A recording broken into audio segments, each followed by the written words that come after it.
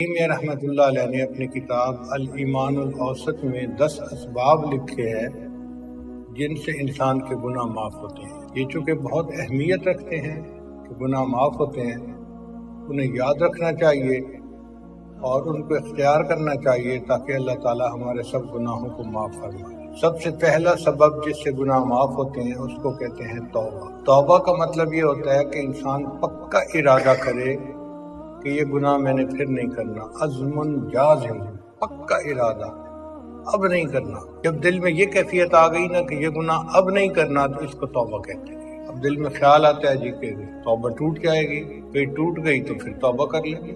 اللہ تعالیٰ نے توبہ کے اوپر کوئی تعداد فکس نہیں کی کہ 100 مرتبہ توبہ قبول ہوگی، 1000 مرتبہ توبہ قبول ہوگی۔ تو ہم یہ سوچیں کہ جب اللہ تعالیٰ توبہ قبول کرنے سے نہیں تھکتے، ہم توبہ کرنے سے کیوں تھک جاتے ہیں؟ ہم بھی توبہ کرتے رہے۔ شیطان بار بار انسان سے گناہ کرواتا ہے۔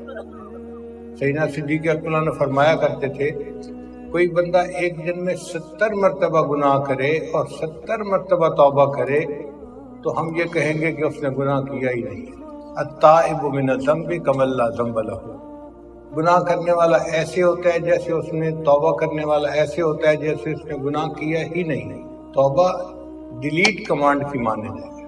آپ اگر کسی میسج کو ڈیلیٹ کر دیں تو وہ میسج ایسے ہوتا ہے جیسے ان باکس میں ہے ہی نہیں۔ اسی طرح جس گناہ سے ہم نے توبہ کر لی اللہ اس کو مٹا دیتے ہیں ایسے جیسے وہ گناہ کیا ہی نہیں تھا۔ نبی علیہ الصلوۃ والسلام نے ارشاد فرمایا کل بنی آدم خطاؤون، سب بنی آدم خطا کار ہیں۔ کوئی بندہ یہ نہیں کہہ سکتا جی مجھ سے کوئی غلطی نہیں ہوئی یا ہوتی نہیں ہے۔ کل بنی آدم خطاؤون، ہر بندہ گناہ گار ہے، خطا کار ہے۔ وخیر الخطائین التوابون، اور سب سے بہتر خطا کار وہ ہے جو توبہ کرتا ہے۔ تو گناہ گار ہم ہیں لیکن اگر ہم توبہ کر لیں گے تو ہم بہترین گناہ گار بن جائیں گے۔ اس لیے توبہ کرنی ہر بندے پر لازم۔ علماء نے لکھا ہے کہ دنیا کے ہر انسان پر توبہ کرنی ضروری ہے۔ کافر پر کفر سے توبہ کرنی ضروری، مسلمان پر گناہ کبیرہ سے توبہ کرنی ضروری، اور اگر کوئی بندہ کہے جی کہ میں تو کبیرہ گناہ نہیں کرتا تو وساوس شیطانی پر توبہ کرنی ضروری۔ اب کوئی بندہ کہے جی کہ مجھے تو وساوس شیطانی بھی نہیں آتے تو کمی اخلاص کے اوپر توبہ کرنی ضروری، کیونکہ ہم کوئی عمل ایسا نہیں کر سکتے جو اللہ کی شان کے مطابق ہو۔ امام ربانی مجدد ثانی رحمۃ اللہ نے اپنے مکتوبات میں لکھا ہے کہ اللہ تعالیٰ اتنے بلند ہیں کہ کوئی بندہ کتنی ہی یکسوئی کے ساتھ خشوع و خضوع کے ساتھ عبادت کیوں نہ کرے وہ اللہ کی شان کے مطابق نہیں ہو سکتی، اس کی شان کے پردوں سے نیچے ہی رہ جاتی ہے، اس کی شان کے مطابق نہیں ہو سکتی۔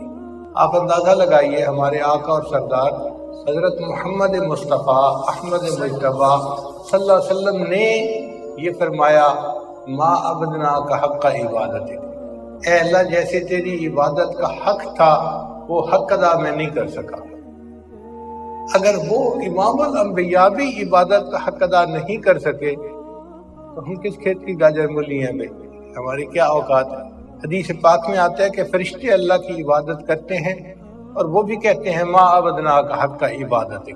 اگر معصوم فرشتے بھی اللہ کی عبادت کا حق ادا نہیں کر سکتے تو ہم تو گناہ گار بندے ہیں۔ امام اعظم ابو حنیفہ رحمۃ اللہ نے 40 سال عشاء کے وضو سے فجر کی نماز پڑھی اور پھر عمرے کے لیے تشریف لے گئے، عمرہ کا طواف کیا اور مقام ابراہیم پہ 2 رکعت نفل پڑھ کے پھر یہ دعا مانگی ما عبدنا کا حق کا عبادت ہے۔ اگر ایسے حضرات بھی فرماتے ہیں کہ ہم عبادت کا حق ادا نہیں کر سکے تو ہم کیا حق ادا کریں گے؟ ہماری عبادت تو کسی کام کی نہیں۔ اگر ایک چیوٹی کو کوئی کہے کہ تم سپر کمپیوٹر کی تعریف کرو تو چیوٹی کیا تعریف کرے گی سپر کمپیوٹر کی؟ ہماری حیثیت اس چیوٹی سے بھی چھوٹی ہے، اور اللہ تعالیٰ کی تعریف کرنا اس کے سامنے تو کوئی اور تعریف ہو ہی نہیں سکتی۔ تو ہم کیا اللہ کی تعریف کر سکیں گے؟ ہم نہیں کر سکتے، ایسی عبادت کر ہی نہیں سکتے جو اللہ کی شایان شان ہو۔ اب یہاں سوال پیدا ہوتا ہے کہ جب ایسی عبادت کر ہی نہیں سکتے تو پھر عبادت پہ ثواب کیسا ملتا ہے؟ علماء نے اس کا جواب کیا ہے، اگر آپ کا بیٹا ہو اور آپ اس کو پہلے دن اسکول چھوڑ کے آئیں تو شام کو بیٹا گھر آتا ہے ابو میں نے لکھنا سیکھا، آپ کہتے ہیں تختی دکھاؤ، وہ تختی دکھاتا ہے، اس کے اوپر ٹیڑھی میڑھی لکیریں لگی ہوتی ہیں، کچھ سمجھ نہیں آتا، سیاہی کے دھبے لگے ہوتے ہیں، مگر آپ بچے کا دل رکھنے کے لیے اس کو آئس کریم لے کے دے دیتے ہیں۔ اب یہ آئس کریم اس کی خوش خطی کا انعام نہیں ہے، اس محبت کی وجہ سے ہے جو آپ کو بچے کے ساتھ ہے کہ آپ نے اس کا دل رکھ لیا۔ ہم جو عبادت کرتے ہیں کوئی اس کی کوالٹی اچھی نہیں ہوتی کہ ہمیں اجر ملے گا۔ ان اللہ بالناس لرؤوف الرحیم، اللہ تعالیٰ اپنے بندوں پر مہربان ہے، اس کی رحمت اور رأفت کا تقاضا ہے کہ بندہ جیسی بھی عبادت کرتا ہے اللہ اس کی عبادت پر اجر عطا فرماتا ہے۔ مگر ذہن میں یہی رکھنا چاہیے کہ ہماری عبادت تو کسی قابل نہیں ہے۔ اس سے کیا ہوتا ہے کہ بندے کے اندر عجب نہیں آتا، خود پسندی نہیں آتی، ورنہ تو 2 نفلیں پڑھ کے بندہ سمجھتا ہے کہ پتہ نہیں میں کیا ہو گیا ہوں، اور جو نہیں پڑھتا وہ تو پتہ نہیں کتنے برے ہیں۔ ایسی بات ہرگز نہیں ہے۔ تو پہلا عمل جس سے گناہ معاف ہوتے ہیں وہ ہے گناہوں سے توبہ کرنا۔ دوسرا عمل جس سے گناہ معاف ہوتے ہیں وہ ہے استغفار۔ استغفار اور توبہ بہت قریب قریب ہے، مگر استغفار اصل میں کہتے ہیں ندامت کو، شرمندگی کو، کہ بندہ جو عمل کرے، گناہ کرے، اس پر استغفار کرے، دل کے اندر ریپینٹنس محسوس کرے۔ جب ہم یوں محسوس کرتے ہیں نا، یار مجھے ایسا نہیں کرنا چاہیے تھا، یار مجھ سے غلطی ہو گئی، مجھ سے بلنڈر ہو گیا، آئندہ ایسا نہیں کروں گا، یہ جو دل کے اندر ندامت اور افسوس ہوتا ہے نا، یہ اصل میں استغفار ہے کہ دل پچھتاتا ہے کیوں کر بیٹھا، نہیں کرنا چاہیے تھا۔ اس لیے حدیث پاک میں فرمایا الندم توبۃ، کہ ندامت دل میں ہونا یہ بھی توبہ ہی ہے۔ تو استغفار ندامت کو کہتے ہیں، اور توبہ آئندہ گناہ نہ کرنے کا عزم صمیم کرنا، مصمم ارادہ کرنا، اس کو کہتے ہیں۔ اور استغفار بھی ہر بندے کو کرنی چاہیے، اور اپنی نیکیوں پر بھی استغفار کرنا چاہیے۔ رابعہ بصریہ اللہ کی نیک بندی کہا کرتی تھی، استغفارنا یحتاج الی استغفار، کہ ہم جو اللہ کے سامنے استغفر اللہ کی تسبیح پڑھتے ہیں نا، وہ اتنی غفلت سے پڑھ رہے ہوتے ہیں، اس استغفار کے اوپر ہمیں استغفار کرنے کی ضرورت ہے۔ اس لیے شریعت نے نیکی کے بعد استغفار کرنے کا حکم دیا۔ آپ دیکھیے ایک بندہ وضو کرتا ہے، وہ نیک کام کرتا ہے، اعضاء کے گناہ دھل جاتے ہیں، حدیث پاک میں آتا ہے چہرے کے گناہ دھل جاتے ہیں، ہاتھ پاؤں کے گناہ دھل جاتے ہیں، لیکن وضو کرنے کے بعد جو دعا منگوائی گئی اس دعا میں ہے استغفرک و اتوب الیک۔ پھر نماز پڑھنا ایک عبادت ہے، نماز کے بعد بھی استغفار سکھایا گیا۔ وارکہ میں نبی اسلام جب نماز کا سلام پھیرتے تھے تو ایک مرتبہ فرماتے تھے اللہ اکبر، اور 3 مرتبہ فرماتے تھے استغفر اللہ استغفر اللہ استغفر۔ بندہ سوچے بھئی کوئی گناہ تو نہیں نہ کیا، نماز پڑھی ہے، اس نماز پر کیا استغفار؟ علماء نے لکھا کہ اصل مقصد یہ تھا نبی علیہ السلام کا کہ اے اللہ جو میں نے نماز پڑھی ہے، میں نے آپ کی عبادت کا حق ادا نہیں کیا، اللہ اکبر، اللہ آپ اس سے بھی زیادہ بلند ہیں، اس سے بھی زیادہ اونچی شان والے ہیں۔ اور 3 مرتبہ جو نبی علیہ السلام نے استغفار فرمایا، اس کا مطلب یہ تھا اللہ جو مجھ سے نماز میں غفلت ہوئی، کوتاہی ہوئی، اس کو پلیز معاف کر کے میری نماز کو قبول کر لیجئے، قبول کر لیجئے، قبول کر لیجئے۔ یعنی استغفر اللہ کا مطلب یہ ہوا پلیز پلیز پلیز، اللہ جیسی کیسی نماز پڑھی ہے بس اب آپ اس کو قبول فرما لیجئے۔ بندہ اپنے اللہ سے یہ فریاد کر رہا ہوتا ہے۔ حتیٰ کہ ایک آدمی تہجد کی نماز پڑھتا ہے، تہجد کی نماز کتنی بڑی عبادت ہے، اس کے بعد بھی استغفار۔ اللہ تعالیٰ فرماتے ہیں کانوا قلیلا من اللیل ما یہجعون وبالاسحار ہم یستغفرون، کہ وہ میرے بندے جو راتوں کو عبادت کرتے تھے، سحری کے وقت وہ بھی استغفار کیا۔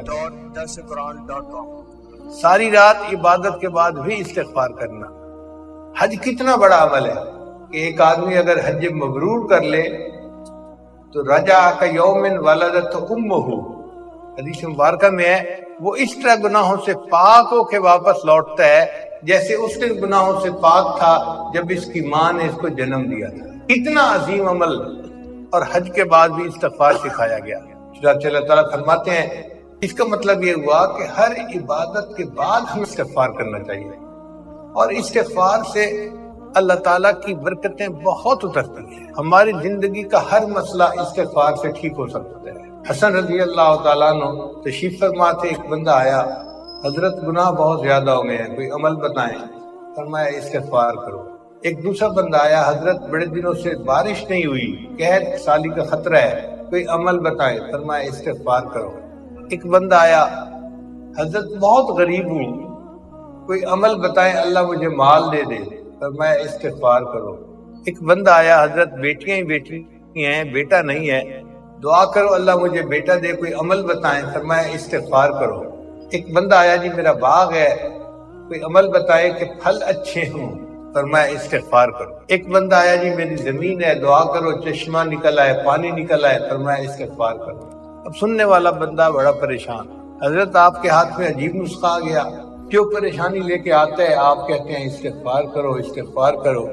تو حسن رضی اللہ عنہ نے جواب دیا کہ بھائی میں نے اپنی طرف سے کچھ نہیں بتایا، یہ علاج تو اللہ نے قرآن مجید میں بتایا ہے، استغفروا ربکم انہ کان غفارا۔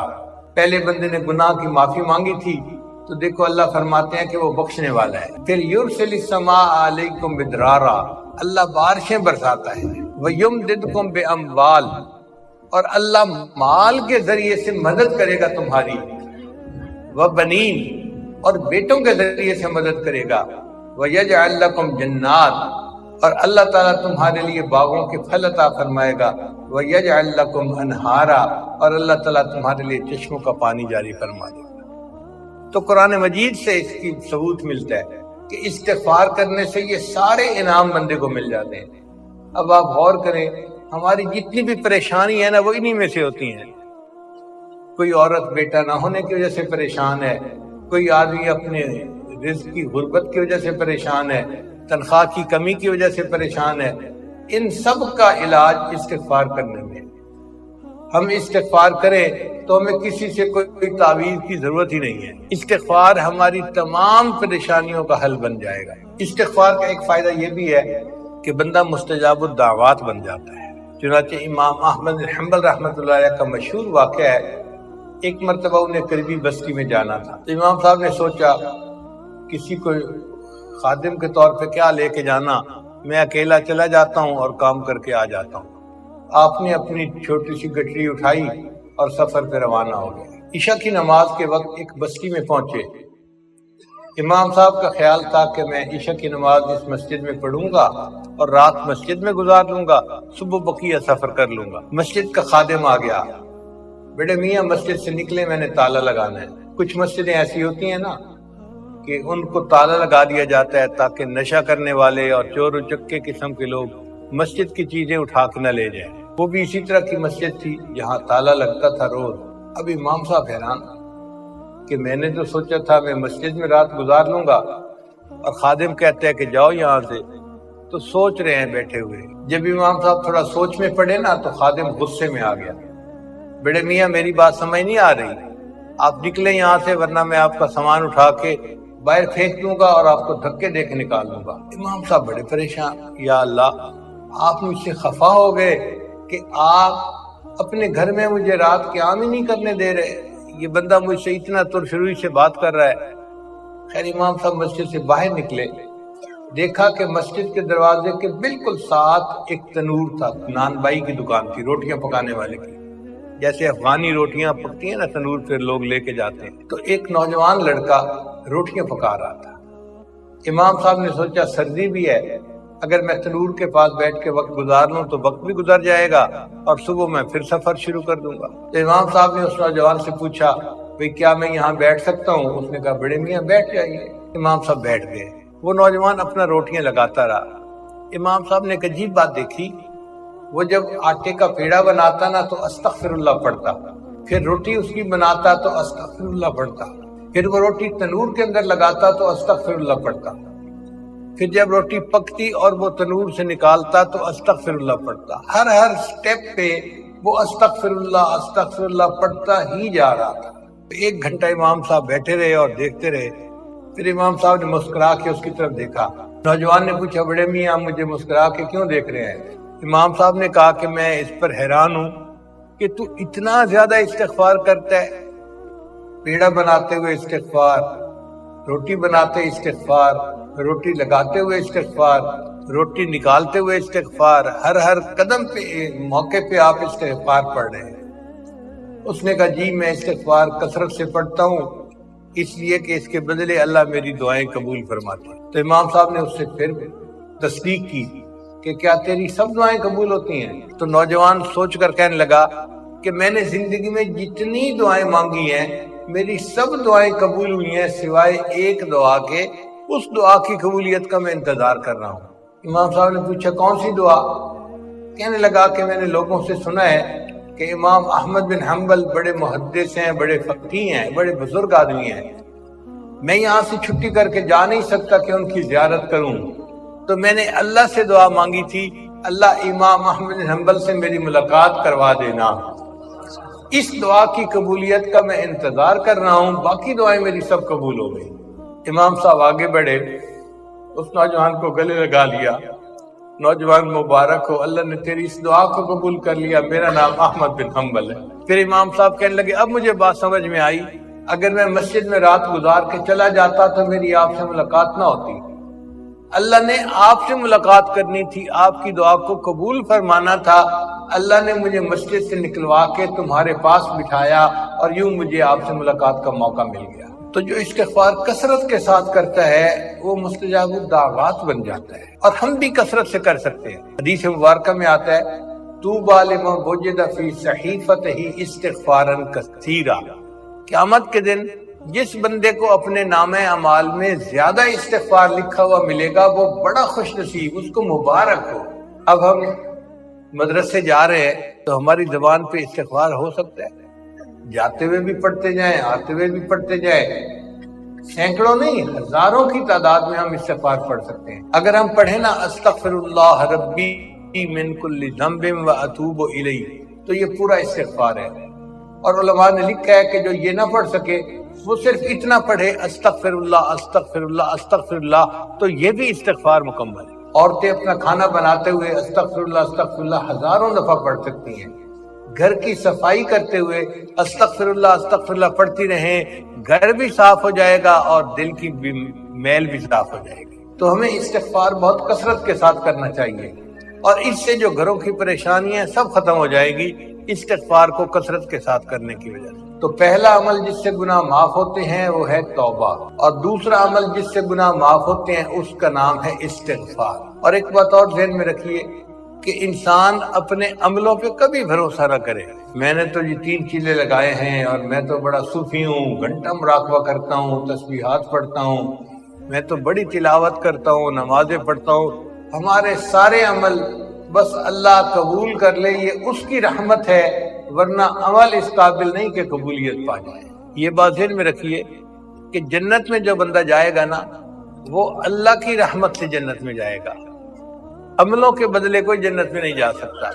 اگرچہ اللہ نے اپنی رحمت سے کہہ دیا ہے جزاء بما کانوا یعملون، کہ یہ بدلہ ہے جو عمل کرتے تھے، یہ اللہ کی رحمت ہے، ورنہ ہمارے عمل اس قابل نہیں کہ ہم عملوں کی وجہ سے جنت میں جائیں۔ علماء نے اس کی ریزن لکھی ہے، وہ فرماتے ہیں پہلی وجہ تو یہ ہے کہ عمل اس کوالٹی کے ہیں ہی نہیں جو اللہ کی شایان شان ہو، تو ہم ان عملوں پر جنت کا مطالبہ کیسے کر سکتے ہیں۔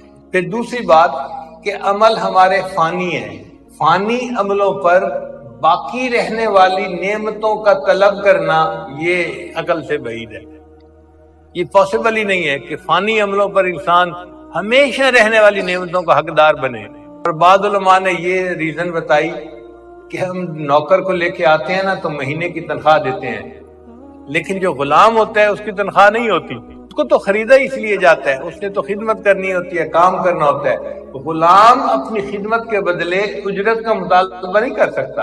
بھئی غلام کا جو مرتبہ اپنے آقا کے سامنے ہے نا، ہمارا اللہ کے سامنے مرتبہ اس سے بھی نیچے ہے، ہم اللہ کے بندے ہیں، اللہ نے پیدا ہی کیا عبادت کے لیے، تو ہم اس پر اجر کا مطالبہ کیسے کر سکتے ہیں؟ حق ہی نہیں رکھتے۔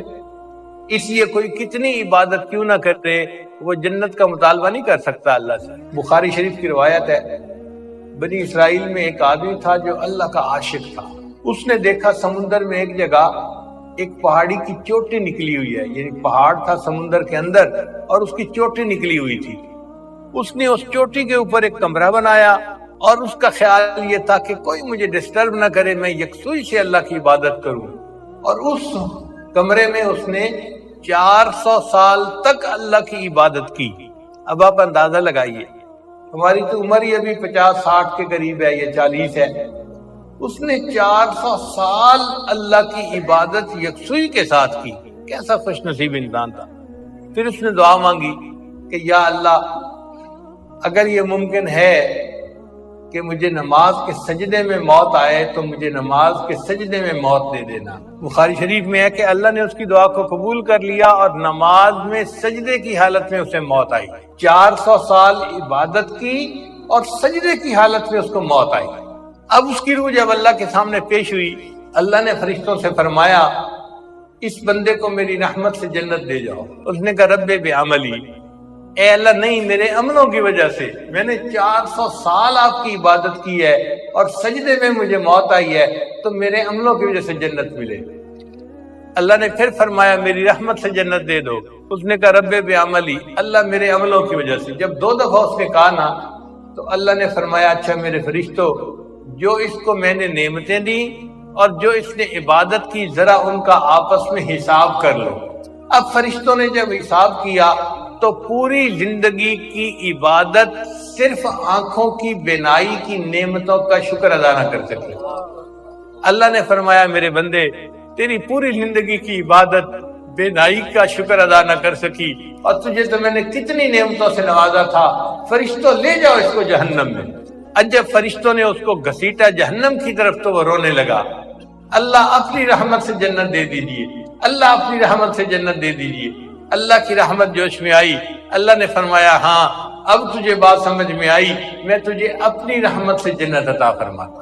نبی علیہ السلام نے ارشاد فرمایا کہ اللہ تعالیٰ نے جنت کو پیدا کیا تو فرمایا انت رحمتی، اے جنت تو میری رحمت ہے، ارحم بک من اشاء، میں جس پر چاہوں گا تیرے ذریعے سے اپنی رحمت کر دوں گا. تو اللہ کی رحمت سے ہمیں جنت ملے گی، عملوں کی وجہ سے جنت نہیں مل سکتی.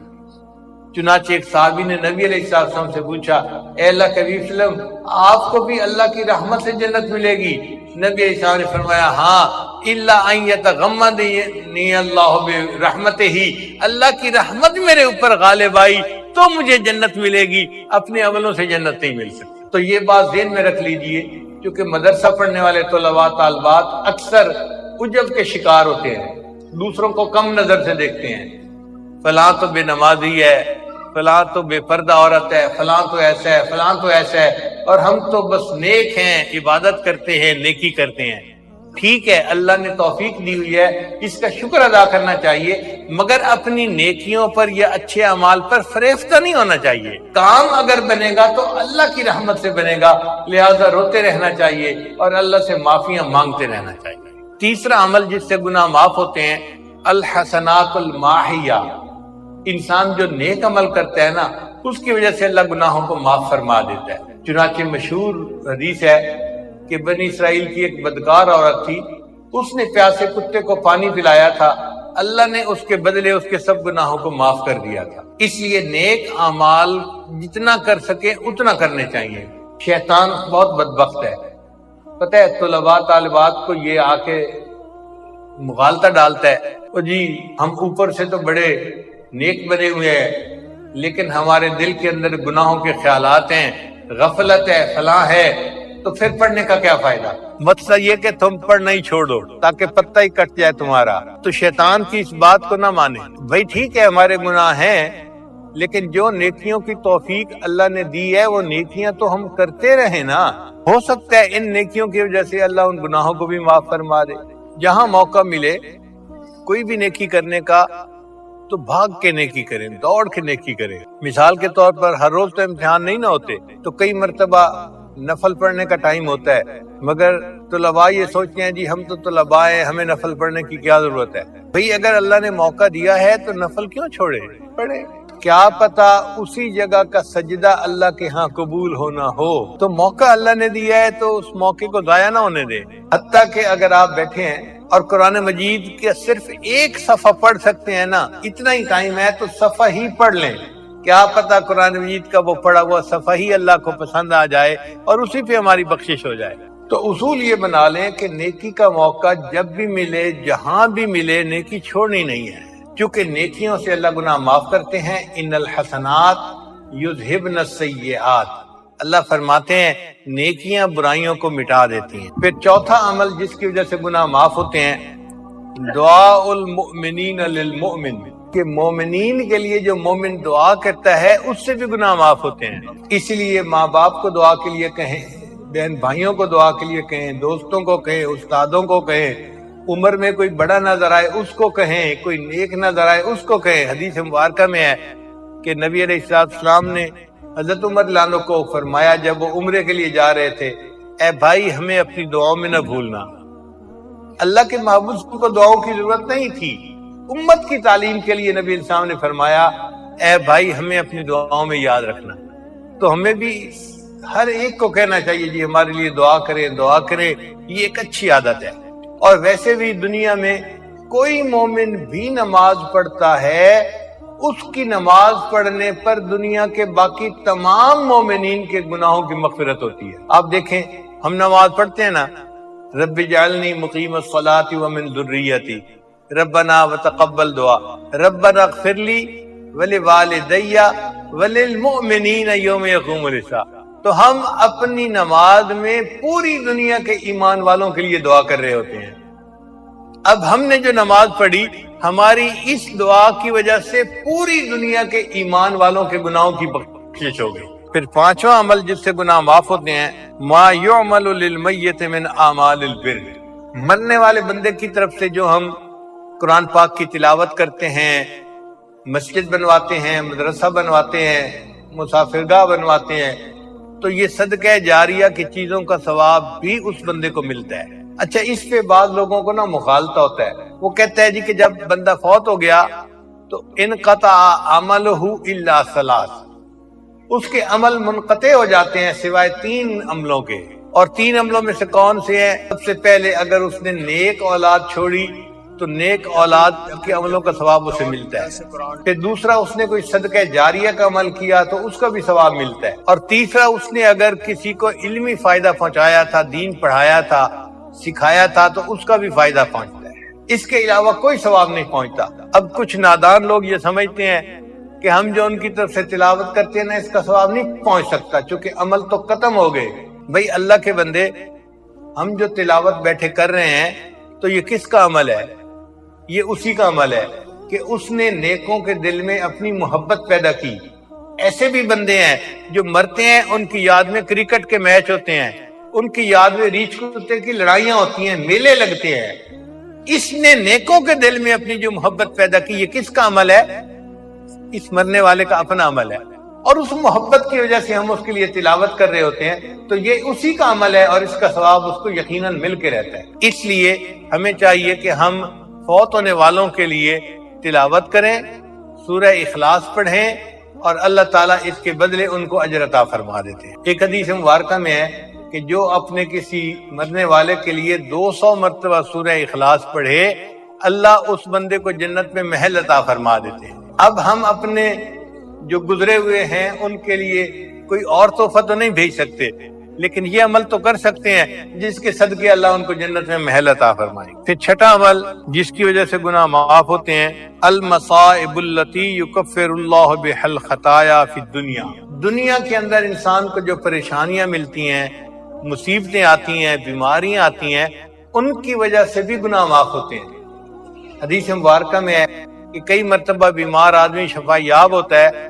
اس کے سارے گناہ معاف ہو چکے ہوتے ہیں۔ اس لیے دنیا کی پریشانیوں پر غمزدہ ہونے کی ضرورت نہیں ہے، اللہ اس کے بدلے گناہ معاف کرتے ہیں۔ چھوٹی سی پریشانی، حتیٰ کہ علماء نے لکھا کسی بندے کے گھر میں چراغ جل رہا تھا، ہوا کا جھونکا آیا اور چراغ بجھ گیا، اور چراغ کے بجھنے پر اس نے انا للہ پڑھ لی، اس چراغ کے بجھنے پر بھی اللہ اس کے گناہوں کو معاف فرما دیتے ہیں۔ کسی بندے کی 2 جیبیں تھیں، اس نے ایک جیب کے اندر اپنی کنجی ڈالی، چابی ڈالی گھر کی، اب جب نکالنے کا وقت آیا تو اس نے دوسری جیب میں ہاتھ ڈال لیا تو دوسری جیب خالی تھی، تو جب خالی تھی تو اس کو ایک ذہنی صدمہ ہوا، اوہ میری چابی کہاں گئی، اور 1 منٹ کے اندر اس نے جب دوسری جیب میں دیکھا تو چابی مل گئی۔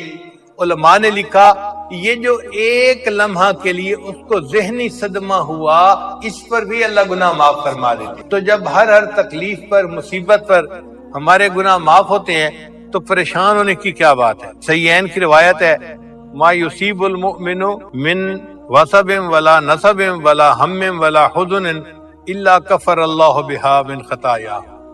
مومن کو تھکاوٹ ملتی ہے، پریشانی ہوتی ہے، کوئی مصیبت ملتی ہے، ہر ایک پر اللہ اس کے گناہوں کو معاف فرما دیتے ہیں. حتیٰ کہ اگر ٹھوکر لگی تو ٹھوکر کے لگنے پر بھی گناہ معاف ہو جاتے ہیں.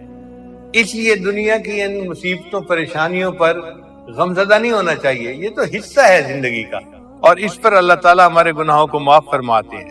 پھر ساتواں عمل جس سے گناہ معاف ہوتے ہیں، ما یحصل فی القبر من الزغطۃ والفتنۃ والروع.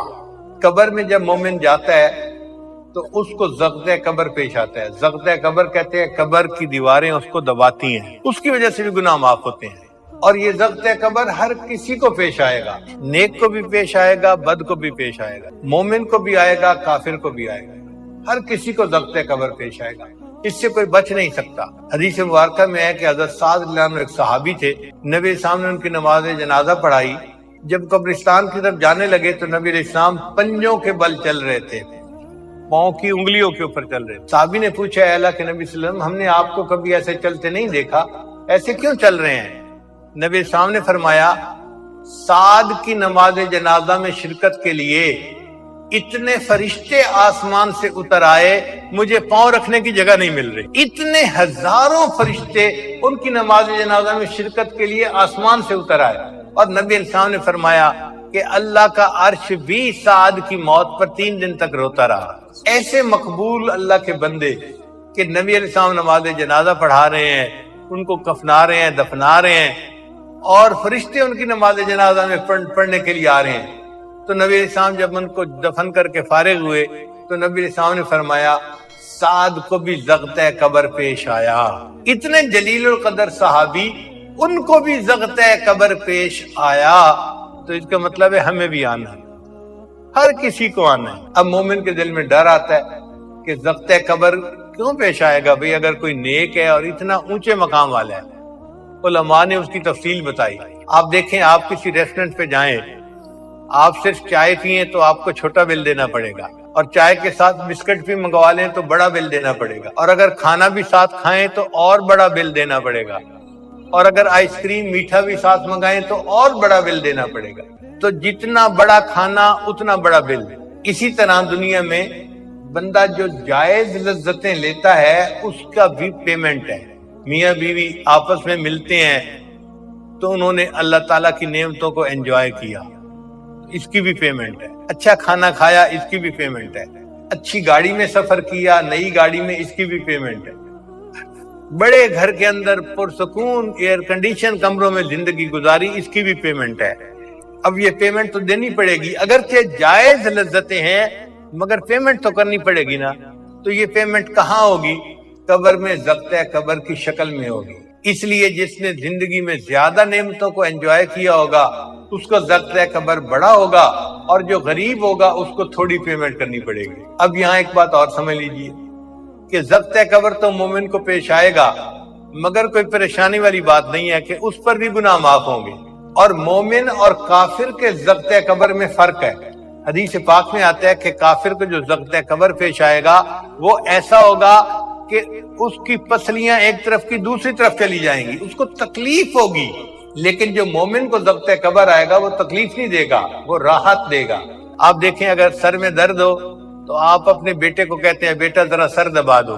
اب وہ آپ کا سر تو دبا رہا ہے لیکن سر دبانے سے آپ کو تکلیف نہیں ہو رہی بلکہ راحت ہوتی ہے. آپ کہتے ہیں بیٹا تھوڑی دیر اور دبا دو. تو جس طرح مومن کا سر دبانے سے اس کو راحت مل رہی ہوتی ہے، تکلیف نہیں ہو رہی ہوتی، قبر اس کو زغطہ قبر پیش آئے گا، اس پر مومن کو تکلیف نہیں ہوگی. ایمان کی بدولت اللہ اس کو راحت دیں گے اور اس کے الٹا گناہ بھی معاف فرما دیں گے. پھر 8واں عمل جس سے گناہ معاف ہوتے ہیں، احوال یوم القیامت وکربھا وشدائدھا. قیامت کے دن بندہ جب اپنے اللہ کے سامنے کھڑا ہوگا اس دن بہت گرمی ہوگی. ہر بندہ اپنے گناہوں کے بقدر پسینے میں ڈوبا ہوا ہوگا. کسی کا پسینہ ٹخنوں تک، کسی کا گھٹنوں تک، کسی کا کمر تک، کوئی پورا کا پورا پسینے میں ڈوبا ہوا ہوگا. اور احادیث سے پتہ چلتا ہے کہ صرف پسینے میں نہیں ڈوبا ہوگا، جیسے تیل کے اندر پڑا ہوا کباب ابل رہا ہوتا ہے نا، بندہ اپنے گناہوں کے پسینے میں اس طرح ابل رہا ہوگا۔ اب بتائیے کتنی تکلیف کا وقت ہوگا، اللہ کے عرش کے سوا کوئی سایہ نہیں ہوگا، اور ایک خوف ہوگا ہر بندے کے اوپر کہ پتہ نہیں میرا کیا بنے۔ امام غزالی رحمۃ اللہ نے اپنی کتاب میں تفصیل لکھی ہے، وہ فرماتے ہیں کہ 19 فرشتے جہنم کو لگاموں سے پکڑ کے اللہ کے سامنے پیش کریں گے۔ 19 فرشتے ہوں گے، لگامیں پکڑی ہوں گی اور جہنم کو اللہ کے سامنے پیش کریں گے۔ جب جہنم انسانوں کو دیکھے گی نا تو جہنم کے اندر ابال آئے گا، جیسے دودھ ہم آگ پہ رکھتے ہیں نا تو ابال آتا ہے تو دودھ جو ہے وہ اوپر برتن سے باہر آ جاتا ہے۔ جہنم آگ انسانوں کو دیکھے گی تو انسانوں کو دیکھ کے جہنم کے اندر ایک ابال آئے گا، اور بڑی بڑی چٹانوں جیسے شعلے یعنی کوئلے یہ آسمان کی طرف جو ہے اڑیں گے، اور اس کے بعد بندوں کے اوپر آ کر گریں گے۔ امام غزالی رحمۃ اللہ لکھتے ہیں کہ بندوں میں سے کوئی بندہ ایسا نہیں ہوگا کہ جس کے دل میں یہ خوف نہ ہو کہ یہ جو چٹانیں اوپر کی طرف انگارے اڑ رہے ہیں یہ واپسی پہ کہیں میرے سر پر نہ آ کر گریں۔ ہر بندہ سہما ہوا ہوگا، خوف زدہ ہوگا اور پریشان ہوگا کہ اس جہنم کے انگاروں سے کیسے نجات ہو۔ اتنا خوف ہوگا، وہ فرماتے ہیں کہ انسانوں کے بالوں کی جڑ سے خون کا قطرہ نکل آئے گا خوف کی وجہ سے، جیسے پسینہ نکل آتا ہے نا جسم سے، اس دن پسینہ نہیں نکلے گا بلکہ اللہ کے خوف کی وجہ سے خون کا قطرہ نکل آئے گا۔ اتنا خوف ہوگا قیامت کے دن۔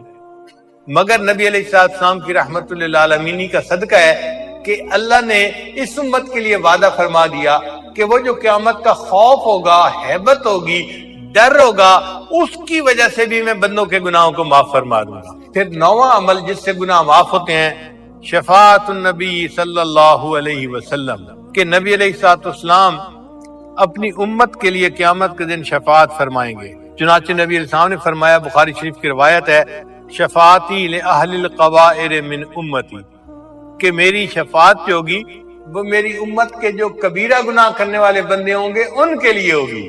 چنانچہ نبی علیہ السلام نے فرمایا، خیرت بین ان یدخل نصف امتی الجنہ و بین شفاعہ، اللہ نے مجھے چوائس دیا، اختیار دیا، اے میرے محبوب صلی اللہ علیہ وسلم اگر آپ چاہیں تو آپ کی آدھی امت کو بلا حساب جنت دے دوں گا، اور اگر آپ چاہیں تو جن کی آپ شفاعت کریں گے میں ان کو جنت دے دوں گا۔ نبی علیہ السلام فرماتے ہیں، فاخترت الشفاعہ، میں نے شفاعت کو پسند کر لیا، چن لیا۔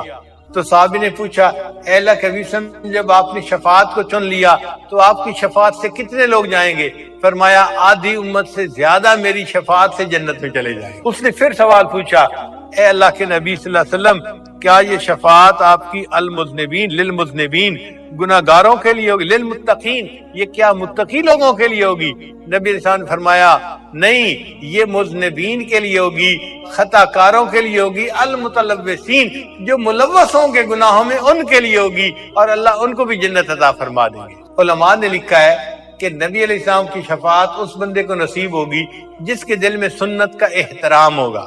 کچھ لوگ ہوتے ہیں نا، ان کے دل میں احترام ہوتا ہے، وہ چہرے پہ داڑھی سجاتے ہیں، اپنی وضاقت سنت کے مطابق رکھتے ہیں۔ اچھا، کچھ لوگ ہوتے ہیں جو نہیں رکھ پاتے اپنی مجبوریوں کی وجہ سے، لیکن اگر ان کے بھی دل میں احترام ہوگا تو وہ بھی اس شفاعت کے حقدار بنیں گے۔ شفاعت سے محروم وہ ہوگا کہ جو نبی علیہ السلام کی سنت کو کم سمجھنے والا ہوگا۔ کچھ لوگ ہوتے ہیں نا، داڑھی سے نفرت کرتے ہیں، اور جی کیا سائن بورڈ سجا رکھا ہے، ان کو علماء سے، طلباء سے عجیب سی جو ہے بیگانگی ہوتی ہے، ان کو پسند نہیں آتی ہیں شکلیں۔ جن کو یہ شکلیں پسند نہیں آتی، یا جو علماء طلباء سے محبت نہیں کرتے، یا جو داڑھی والوں سے محبت نہیں کرتے، وہ شفاعت سے قیامت کے دن محروم ہوں گے کہ نبی علیہ السلام کی سنت کو وہ پسند نہیں کرتے تھے۔ بھائی اگر نہیں رکھ سکتے تو اپنے آپ کو مجرم تو سمجھو اور استغفار کرو، اور داڑھی والوں سے اور نیکوں سے محبت تو کرو، علماء سے محبت کرو، طلباء سے محبت کرو، کوئی حافظ بچہ ہے اس سے محبت کرو، چونکہ وہ نبی علیہ السلام کے علم کا وارث ہے۔ جب ہم سنت کے ساتھ محبت کا اظہار کریں گے، ہمیں نبی علیہ السلام کی شفاعت قیامت کے دن نصیب ہو جائے گی۔ اور 10واں سبب جس سے گناہ معاف ہوں گے، رحمت اللہ و مغفرتہ بلا سبب من العباد۔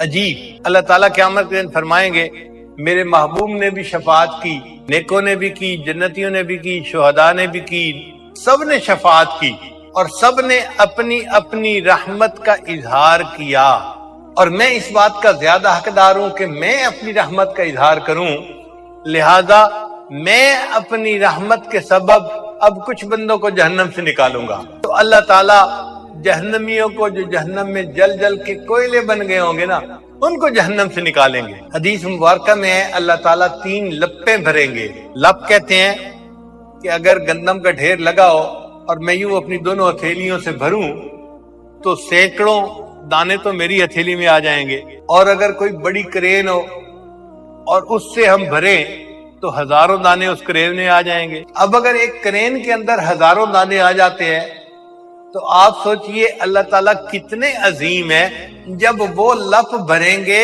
تو خرب ہا خرب انسان اللہ کی اس لپ میں آ جائیں گے اور اللہ ان کو جہنم سے نکال دیں گے۔ امام غزالی رحمۃ اللہ لکھتے ہیں ایک حوض ہوگا پانی کا، تو فرشتہ ان جلے ہوئے کوئلے کی طرح جو جسم والے لوگ ہوں گے نا، ان کو کہے گا اغتسل فی ھذا الغدیر، اس تالاب کے اندر غسل کر لو۔ جب وہ تالاب میں غسل کریں گے تو ان کے جسم پھر ہرے بھرے بالکل تر و تازہ ہو جائیں گے، وہ صحیح انسان بن کے تالاب سے نکل آئیں گے۔ پھر اللہ تعالیٰ فرشتوں کو کہیں گے کہ اب ان کو جنت پہنچا دو، تو فرشتے ان میں سے ہر بندے کے ماتھے کے اوپر ایک مہر لگائیں گے، ایک سٹیمپ لگائیں گے، اس کے اوپر لکھا ہوگا اتقاء الرحمن، یہ وہ بندے ہیں جو فقط اللہ کی رحمت کی وجہ سے بخشے گئے ہیں اور یہ جنت میں جا رہے ہیں۔ اب یہ اتقاء الرحمن جب جنت میں جائیں گے تو یہ جنتیوں کے ساتھ زندگی گزاریں گے، مگر جنتی وہاں ان کے ساتھ مذاق کریں گے، ہم پر تو اللہ کا فضل ہو گیا، ہم تو ڈائریکٹ جنت میں آ گئے، اور دیکھو یہ مہر لگی ہوئی ہے، یہ وایا جہنم آیا ہے، یہ بھی وایا جہنم آیا ہے، یہ بھی وایا جہنم آیا ہے۔ تو جب وہ ان کو کہیں گے کہ یہ تو وایا جہنم آئے ہوئے لوگ ہیں، تو ایک وقت آئے گا کہ سب اتقاء الرحمن مل کر اللہ کے سامنے فریاد کریں گے، اللہ جب آپ نے اپنی رحمت سے ہمیں جنت میں پہنچا ہی دیا، اس مہر کی وجہ سے ہم پہچانے جاتے ہیں، ہم جہنم کے واسطے سے ہو کر آئے ہیں، اب برائے مہربانی اس مہر کو بھی ہٹا دیجئے تاکہ ہم جنت میں آرام کی زندگی گزار سکیں۔ تو اللہ تعالیٰ اپنی رحمت سے وہ مہر کا نشان بھی ہٹا دیں گے۔ امام غزالی رحمۃ اللہ یہ پوری تفصیل لکھنے کے بعد لکھتے ہیں کہ میرے عمل اس قابل تو نہیں کہ میں اللہ سے اپنے عملوں کی وجہ سے جنت مانگوں، اتنی تمنا ضرور ہے، اللہ جن کو آپ اپنی رحمت سے جنت عطا فرمائیں گے مجھے بھی ان اتقاء الرحمن میں شامل فرما لینا۔ اللہ کرے کہ ہمیں بھی اللہ تعالیٰ اپنے ان بندوں میں شامل فرمائے جن کو اللہ فقط اپنے فضل سے اپنی رحمت سے جہنم سے نکال کر جنت عطا فرمائے۔